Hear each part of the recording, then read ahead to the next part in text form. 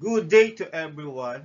This is Bruno TV, and I'm here to give you some tips in the upcoming NCAS 2024. Our topic is Republic Act number 10627 or Anti-Bullying Act of 2013. Again, for every question, I will give you 5 seconds to answer. Without further ado, let us start now. For question number 1, what is the title of Republic Act number 10627? Letter A, Child Protection Policy. Letter B, Anti-Bullying Act of 2013. Letter C, Mandatory Reporting of Child Abuse. Letter D, Enhanced Basic Education Act. Your timer starts now. 5, 4, 3, 2, 1. Time is up. The correct answer is letter B, Anti-Bullying Act of 2013. For question number 2, what is the primary aim of Republic Act number 10627? Letter A, to promote academic excellence. Letter B, to prevent child abuse. Letter C, to protect children and youth from bullying in schools. Letter D, to enhance teacher training programs. Your timer starts now. 5, 4, 3, 2, 1. Time is up. The correct answer is letter C, to protect children and youth from bullying in schools. Before we proceed to our next question, please don't forget to subscribe Bruno TV. Our next video, I will give 100 items mock examination. Thank you. For question number 3, what constitutes bullying under Republic Act number 10627? Letter A, any form of physical violence. Letter B, any act or series of acts that cause harm or distress. Letter C, only verbal insults. Letter D, only actions done by teachers. Your timer starts now. 5, 4, 3, 2, 1. Time is up.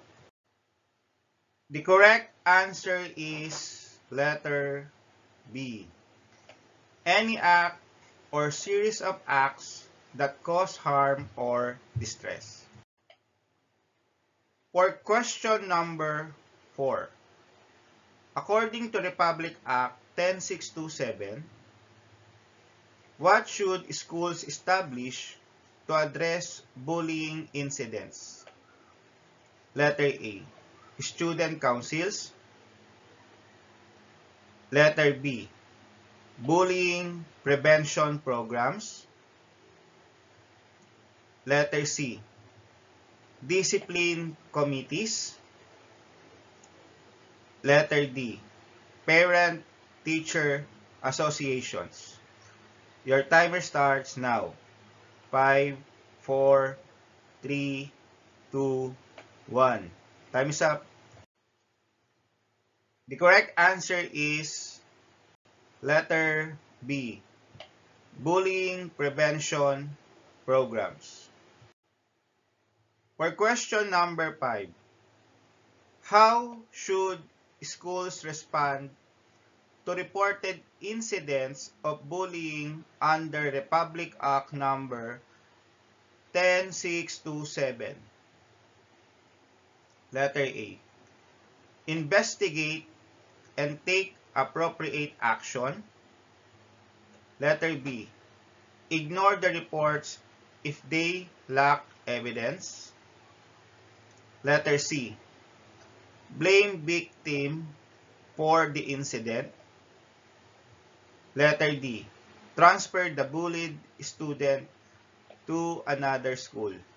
Your timer starts now. 5, 4, 3, 2, 1. Time is up. The correct answer is letter A. Investigate and take appropriate action. For question number 6, what role do teachers and school administrators play in implementation Republic Act number 10627? Letter A. They are not involved in addressing bullying incidents. Letter B. They are responsible for reporting all incidents to the police. Letter C. They have no specific responsibilities under the law. Letter D. They are required to undergo training on handling bullying cases. Your timer starts now. 5, 4, 3, 2, 1. Time is up. The correct answer is letter D. They are required to undergo training on handling bullying cases. For question number 7, according to Republic Act 10627, what should schools do to protect the confidentiality of those involved in bullying incidents? Letter A.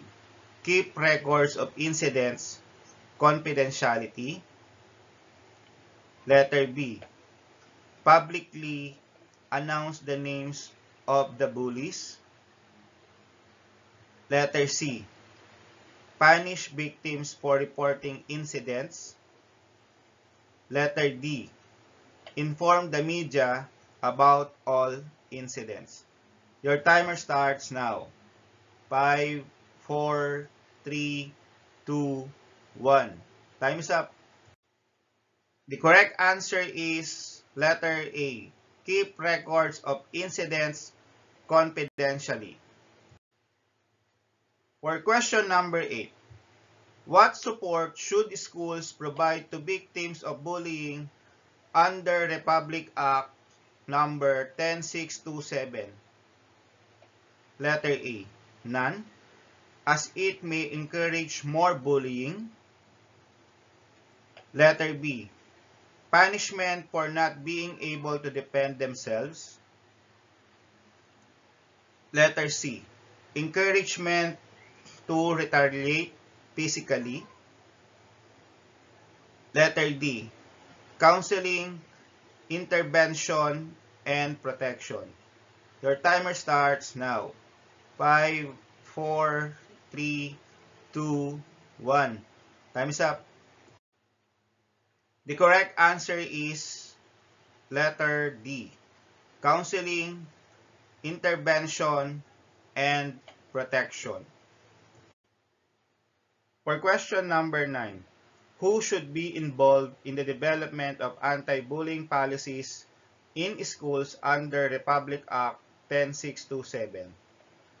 Letter A. Only teachers and administrators. Letter B. Only students. Letter C. Students, parents, teachers, and school personnel. Letter D. Only the Department of Education. Your timer starts now. 5, 4, 3, 2, 1. Time is up. The correct answer is letter C. Students, parents, teachers, and school personnel. For question number 10, what is the overall goal of Republic Act number 10627? Letter A, to punish bullies severely. Letter B, to discourage victims from reporting incidents. Letter C, to eliminate schools' responsibility for addressing bullying incidents. Letter D, to create a safe and conducive learning environment for all students. Your timer starts now. 5, 4, 3, 2, 1. Time's up. The correct answer is letter D, to create a safe and conducive learning environment for all students.